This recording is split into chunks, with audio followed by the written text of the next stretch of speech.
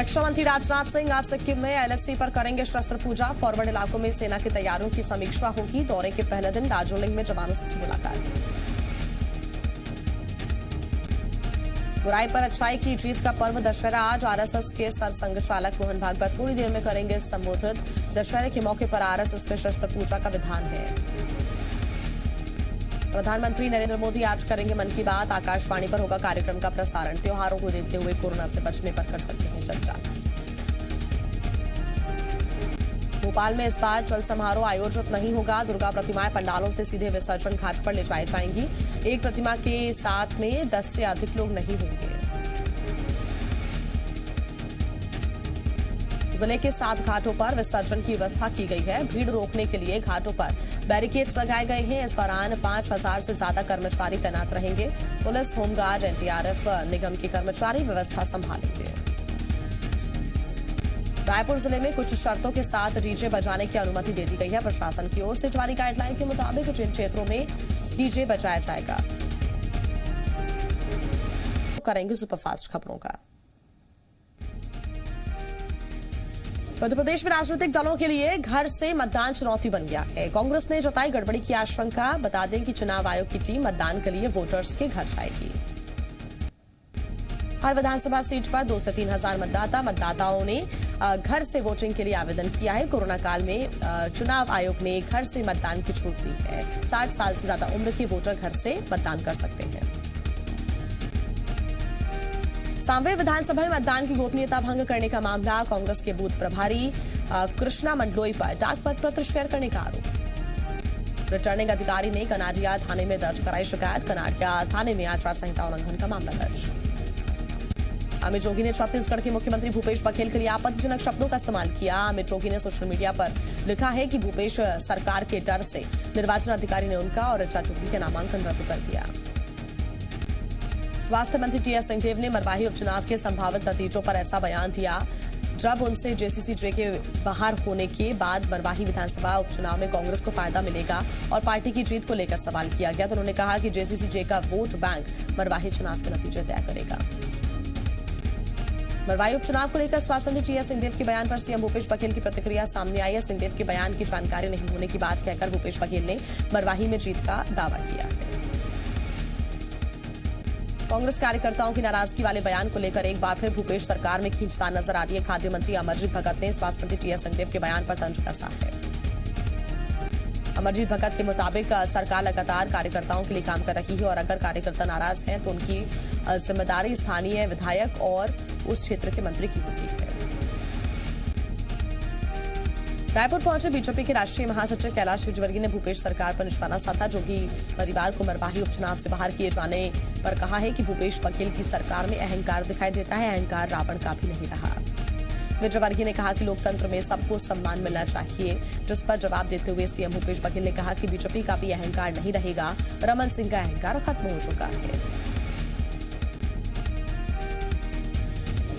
मरवाही उपचुनाव से आउट होने के बाद जनता कांग्रेस छत्तीसगढ़ अब कांग्रेस की राह में रोड़ा बनकर खड़ी हुई है। जोगी परिवार न्याय यात्रा निकालकर मरवाही की जनता से न्याय की गुहार लगा रहा है तो वहीं कांग्रेस बिना अनुमति न्याय यात्रा निकालने का आरोप लगा रही है। रेणु जोगी ने कहा है कि कांग्रेस ऐसे शख्स पर आरोप लगा रही है जो इस दुनिया में नहीं है। निर्वाचन अधिकारी से मैं इस संबंध में शिकायत करूंगी। तो वहीं बिना अनुमति न्याय यात्रा निकालने को लेकर उन्होंने कहा कि लोकतंत्र में यात्रा निकालकर अपनी बात रखने का सबको अधिकार है। मरवाही में जेसीसी-जे के न्याय यात्रा पर कांग्रेस ने आपत्ति जताते हुए चुनाव आयोग से शिकायत की और यात्रा को बंद करने की मांग की है, जिसको लेकर अमित जोगी ने ट्वीट कर कांग्रेस पर निशाना साधा। अमित जोगी ने कहा कि मेरी मां मरवाही के लोगों से मिलकर न्याय मांग रही है, जिसे रोकने के लिए कांग्रेस ने चुनाव आयोग को आवेदन दिया है जो हास्यास्पद है। उन्होंने कहा कि सीएम भूपेश बघेल ने चुनाव से बाहर कर दिया। अब कांग्रेस को मेरी मां से इतना डर क्यों लग रहा है। बिहार विधानसभा चुनाव से प्रचार कर लौटे सीएम भूपेश बघेल रायपुर एयरपोर्ट पर मीडिया से मुखातिब हुए। उन्होंने एनडीए पर हमला बोलते हुए कहा कि बिहार में लोग गुस्से में हैं। बस्तर में स्टील प्लांट लगाने के ऐलान पर रमन सिंह के सवाल पर कहा कि रमन सिंह केवल एमओयू करते रहे, वो पता नहीं किस दुनिया में है। सीएम ने कहा कि बस्तर में स्टील प्लांट के छोटे यूनिट लगाएंगे जिससे ज्यादा लोगों को रोजगार मिल सके। प्रभुराम चौधरी के बीजेपी में शामिल होने के बाद सांची सीट पर उपचुनाव को लेकर बीजेपी सतर्क हो गई है। कल बेटे मुदित शेजवार के साथ पूर्व मंत्री गौरीशंकर शेजवार भोपाल में प्रदेश बीजेपी कार्यालय पहुंचे। कार्यालय से निकलने के बाद सांची चुनाव से जुड़े सवालों से गौरीशंकर शेजवार बचते हुए नजर आए। तो वहीं मुदित शेजवार ने मीडिया से बात की और प्रभुराम चौधरी से नाराजगी की बात को खारिज कर दिया। मुदित शेजवार ने कहा कि उनके राजनीतिक भविष्य को कोई खतरा नहीं है। बता दें कि 2018 विधानसभा चुनाव में मुदित शेजवार को प्रभुराम चौधरी से शिकस्त मिली थी। अनूपपुर के बीजेपी प्रत्याशी बिसाहूलाल सिंह के नाम लिखे नोट भी सामने आए हैं। नोट पर लिखा है बिसाहू बेवफा है। बीजेपी ने इसे कांग्रेस की साजिश बताते हुए भारतीय मुद्रा का अपमान करार दिया और मामले की चुनाव आयोग से शिकायत करने की बात कही है। कांग्रेस के मुताबिक नोटों पर कुछ गलत शब्द नहीं लिखा है। ये सब जानते हैं कि बिसाहू बेवफा है। अशोकनगर से कांग्रेस प्रत्याशी आशा दोहरे ने चुनाव आयोग से अनशन करने की अनुमति मांगी है। आशा दोहरे की मांग है कि अशोकनगर विधानसभा क्षेत्र में स्वतंत्र और निष्पक्ष चुनाव कराया जाए। आशा दोहरे ने जिला निर्वाचन अधिकारी को एक पत्र लिखा है और परिवार के साथ अमरण अनशन पर बैठने की इजाजत मांगी है। खंडवा के मानधाता में चुनावी सभा को संबोधित करते पूर्व मंत्री जीतू पटवारी ने सीएम शिवराज पर निशाना साधा। उन्होंने कमलनाथ की तारीफ करते हुए सीएम शिवराज को कमलनाथ के पैरों की धूल बताया। अब जीतू पटवारी के इस बयान को बीजेपी ने प्रदेश की 7.5 करोड़ जनता और किसान के बेटे का अपमान करार दिया है। जबलपुर पहुंची सनातन धर्म प्रचार सेवा समिति की राष्ट्रीय अध्यक्ष साध्वी सरस्वती ने प्रेस कॉन्फ्रेंस की और इस दौरान उन्होंने इमरती देवी पर कमलनाथ की टिप्पणी को लेकर हमला बोला। साध्वी सरस्वती ने कमलनाथ की तुलना औरंगजेब और कंस से करते हुए कहा कि जिस तरह उनका सर्वनाश हुआ था वैसे ही इनका भी होगा। कहा कि अगर सर्वनाश से बचना है तो श्री राम की शरण में आ जाए। ग्वालियर विधानसभा क्षेत्र में बीजेपी प्रत्याशी प्रद्युम्न सिंह तोमर का एक वीडियो वायरल हो रहा है जिसमें वो अपने एक पुराने सहयोगी से चुनाव प्रचार में अपने साथ चलने को कह रही है, लेकिन कांग्रेस कार्यकर्ता ने उनके साथ जाने से मना कर दिया। जी मीडिया इस वीडियो की पुष्टि नहीं करता। छत्तीसगढ़ के किसान संगठनों ने आगामी रणनीति बनाने के लिए रायपुर में बैठक की। 25 अलग अलग किसान संगठनों की हुई बैठक में कई अहम फैसले लिए गए। बैठक में तय किया गया कि 1 नवंबर से किसानों का एक दाना धान खरीदने की मांग सरकार से की जाएगी। साथ ही नए कृषि कानून के लिए छत्तीसगढ़ सरकार के ड्राफ्ट पर किसानों के साथ चर्चा करने की मांग की जाएगी और इस संबंध में कृषि मंत्री से मुलाकात करके ज्ञापन दिया जाएगा। छत्तीसगढ़ में 1 नवंबर से किसान संगठन धान खरीदी की मांग कर रही है, लेकिन मौजूदा हालातों को देखकर इसकी संभावना कम नजर आ रही है। कृषि मंत्री रविंद्र चौबे ने धान खरीदी में देरी का ठीकरा केंद्र सरकार पर फोड़ दिया।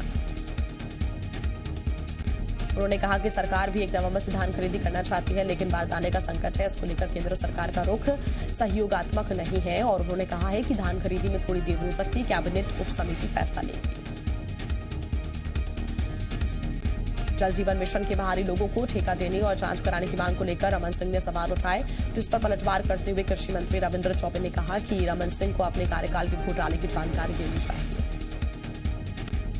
रविंद्र चौबे ने कहा कि ट्वीट के बजाय नागरिक आपूर्ति निगम घोटाले के बारे में बताना चाहिए। रविंद्र चौबे ने कहा कि जल जीवन मिशन में अभी काम शुरू नहीं हुआ तो घोटाला कैसे हो जाएगा।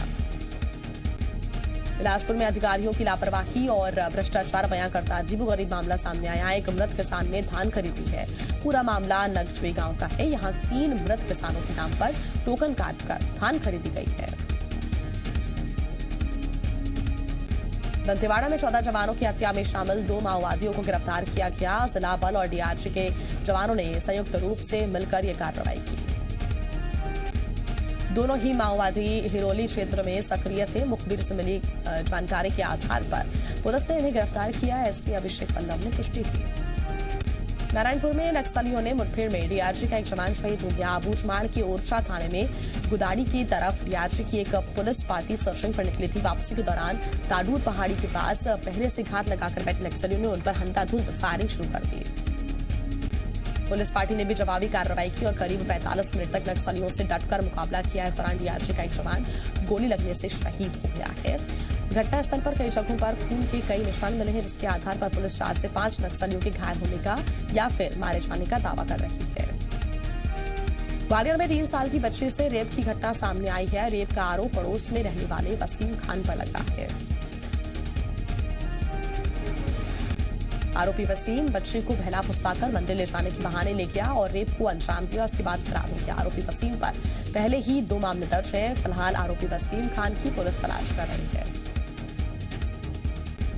बुंदेलखंड में नाबालिग के साथ रेप का मामला आया सामने। घटना निवाड़ी जिले के प्रतिपुर थाने की है, जहां 16 साल की लड़की के साथ गांव के 2 युवकों ने दुष्कर्म किया। जानकारी के मुताबिक लड़की रात को माता के दर्शन करके लौट रही थी, तभी 2 युवकों ने उसे अगवा कर लिया और वारदात को अंजाम दिया। पुलिस मामला दर्ज कर आरोपियों की तलाश कर रही है। इंदौर में आईपीएल पर सट्टा लगाने वालों पर कार्रवाई लगातार जारी है। एसटीएफ ने सूचना के आधार पर 2 जगहों पर दबिश दी, जहां से आईपीएल मैचों पर ऑनलाइन सट्टा कारोबार से जुड़े 8 लोगों को हिरासत में लिया गया। आरोपियों के पास से 15,19,000 रुपए नकद सहित 40 मोबाइल और कई इलेक्ट्रॉनिक उपकरण बरामद हुए हैं। डिंडोरी जिले में एटीएम कार्ड से ठगी करने वाला गिरोह सक्रिय हुआ है।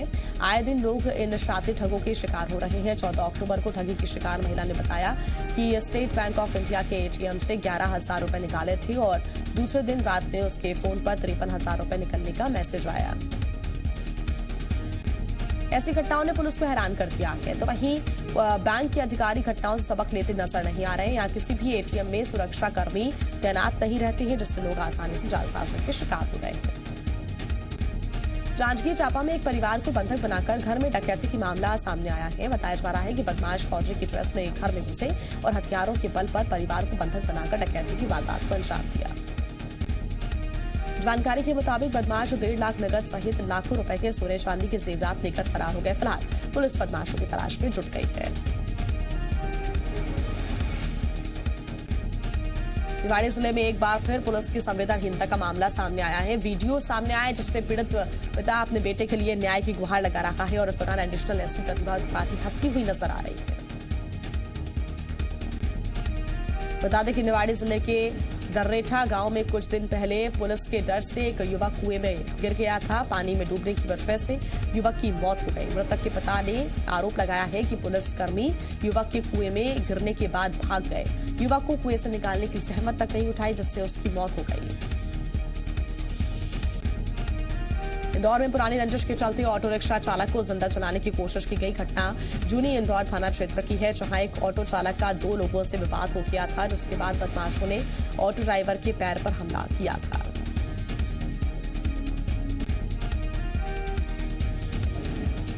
बदमाशों के खिलाफ मामला दर्ज कराने के बाद विवाद और ज्यादा बढ़ गया, जिसके बाद दोनों ने ऑटो चालक को जिंदा जलाने की कोशिश की, जिसमें वो गंभीर रूप से घायल हो गया। ड्राइवर को अस्पताल में भर्ती कराया गया है। पुलिस मामले की जांच कर रही है।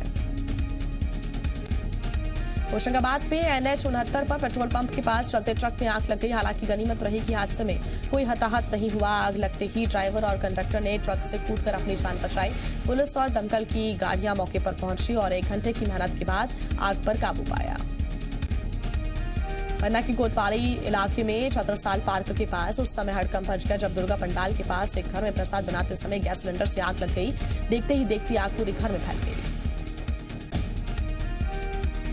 आग बुझाने के प्रयास में 4 लोग मामूली रूप से झुलस गए, जिन्हें जिला अस्पताल में भर्ती कराया गया। सूचना पर मौके पर पहुंची फायर ब्रिगेड की टीम ने कड़ी मशक्कत के बाद आग पर काबू पाया।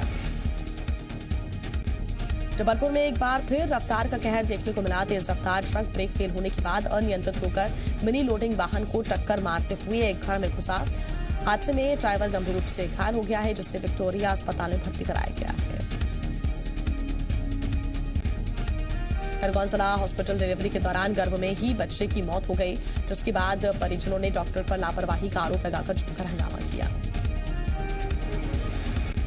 परिजनों का आरोप है कि डीडी डॉक्टर महेंद्र बडोले रात भर ड्यूटी से नदारद रहे। परिजनों ने बार बार नर्सों से गुहार लगाए, लेकिन कोई फायदा नहीं हुआ। परिजनों के हंगामे की सूचना पर पुलिस और सीएमएचओ मौके पर पहुंची और जांच के बाद कार्रवाई का भरोसा दिया। रायगढ़ में पालकों की शिकायत पर जिला शिक्षा अधिकारी ने बड़ा कदम उठाया है। उन्होंने चेतावनी दी है कि मनमानी फीस वसूलने वालों के खिलाफ कड़ी कार्रवाई होगी। इसके लिए नोडल अधिकारी नियुक्त किया जाएगा, जो प्राइवेट स्कूलों की निगरानी करेगा। जिले में स्कूल फीस नियंत्रण के लिए फीस नियामक समिति का गठन किया गया है। इस समिति का काम निजी स्कूल की फीस बढ़ोतरी के कारणों का सही आकलन करना होगा और इस समिति में अभिभावक, स्कूल मैनेजमेंट और जिला के नोडल अधिकारी होंगे।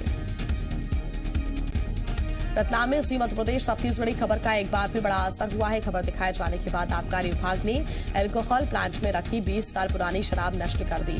एटीएम, एएसपी और आबकारी विभाग के अधिकारियों के सामने करीब 10 लाख की शराब नष्ट की गई। अल्कोहल प्लांट में रखी शराब बिना किसी सुरक्षा व्यवस्था के रखी हुई थी, जहां से चोरी भी हो रही थी। लॉकडाउन के दौरान शराब चोरी की शिकायत मिली थी, जिसके बाद 2 आरोपियों को पुलिस ने 2 दिन पहले ही गिरफ्तार किया।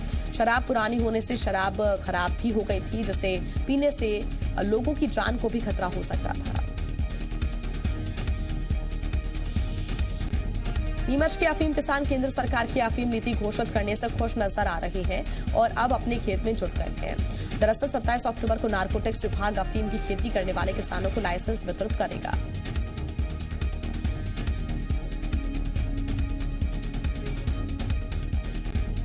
नीमच में करीब 15,000 किसान ऐसे हैं जो अफीम की खेती करते हैं। डीएनसी प्रमोद सिंह ने बताया है कि अफीम नीति में मॉर्फिन के आधार पर पट्टे दिए जाएंगे। अफीम नीति के बाद अब पात्रता सूची तैयार हो रही है और 27 अक्टूबर को लाइसेंस देना शुरू किया जाएगा।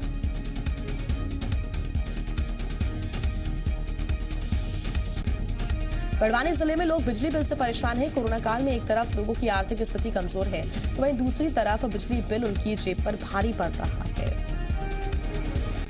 शिकायत के बाद कोऑपरेटिव बैंक के अधिकारी धान खरीदी केंद्र पहुंचे, लेकिन वहां के प्रभारी खरीदी संबंधित दस्तावेज उपलब्ध नहीं करवा सके। बता दें कि धान खरीदी केंद्र पर रिकॉर्ड रखने के लिए कंप्यूटर ऑपरेटर की व्यवस्था भी की गई है, लेकिन इसके बाद भी खरीदी केंद्र के प्रभारी ने दस्तावेज के लिए 2 दिन का समय मांगा है। होशियारपुर में बच्ची से रेप और हत्या के मामले में राहुल गांधी का बीजेपी को जवाब। कहा, पंजाब और राजस्थान की सरकारों ने न्याय में बाधा डाली तो वहां भी लड़ूंगा। उत्तर प्रदेश के फिरोजाबाद में छेड़छाड़ का विरोध करने पर छात्रा की हत्या के मामले में 2 आरोपी गिरफ्तार। एक और आरोपी की तलाश अभी जारी है। बिहार चुनाव में मुख्यमंत्री नीतीश कुमार आज रैलियों को करेंगे संबोधित। कल नीतीश कुमार ने आरजेडी पर कहा कि उनकी सरकार ने बिहार में लालटेन युग खत्म किया और नए बिहार का निर्माण किया।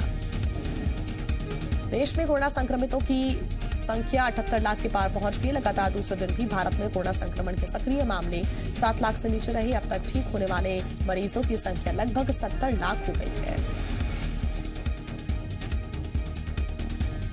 दिल्ली में वायु प्रदूषण पहुंचा अपने सबसे खतरनाक स्तर पर। शनिवार को दिल्ली का एयर क्वालिटी इंडेक्स 364 पर और नोएडा में 434 पर रहा। दिल्ली और आसपास के इलाकों में आज प्रदूषण के खतरनाक स्तर पर रहने का अनुमान। अयोध्या में होने वाली रामलीला ने दर्शकों की संख्या 10 करोड़ के पार पहुंचकर इतिहास रच दिया है। दूरदर्शन के अलावा यूट्यूब और अन्य सोशल मीडिया प्लेटफॉर्म्स पर बड़ी संख्या में दर्शक इसे देख रहे हैं। पाकिस्तान में इमरान सरकार के खिलाफ आज क्वेटा में डेमोक्रेटिक मूवमेंट की रैली। आत्मघाती हमले का अलर्ट जारी। पहले गुजरावाला और कराची में भी हो चुका है रैली।